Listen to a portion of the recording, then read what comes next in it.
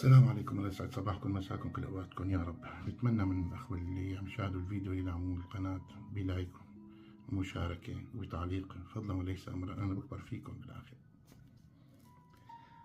ببدايه الثوره السوريه ب 2011 خرجت المظاهرات بدمشق تحت الجسر المحلق الجنوبي بيقولوا، والاعلام الاسدي ما عنده شيء، يعني اعداد هائله طلعت من الشعب،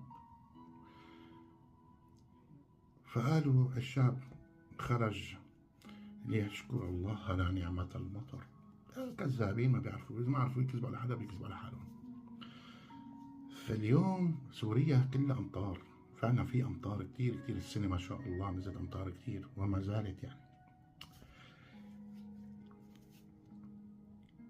فالأمطار لما بتنزل بتكون الأرض صفراء مثلا عطشة، يعني بتنزل المطر بتصير خضراء، بلش بقى يطلع الأزهار يطلع الحشائش وكذا.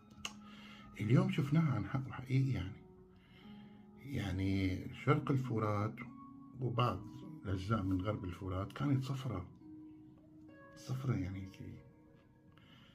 اي. فمن هطول المطر الزايد نمنا مشي 3-4 أيام هيك، صحينا كانت دير حافر صفراء، من هطول الأمطار صارت خضراء. كمان نمنا شوي وصحينا تاني يوم كانت مسكنة صفراء، من هطول الأمطار صارت خضراء. نمنا امبارح ما شاء الله، صحينا اليوم الرقة كانت صفراء صارت كلها خضراء. والله الأمطار هي بدها شكر لله على النعمة. نعم، وهلا إن شاء الله بقى بننام هيك اليوم، في بكرة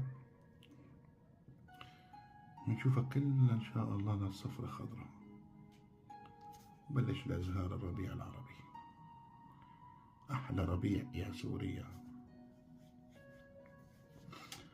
آخ يا سوريا، الحمد والشكر لك يا رب. لا تنسوا الدعاء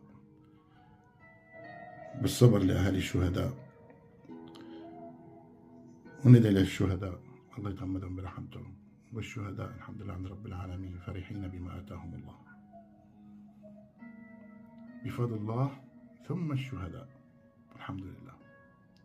سوريا خضرة كلها، والأمطار كل ما عم تنزل الحمد لله، خير من فوق عند رب العالمين وخير تحت.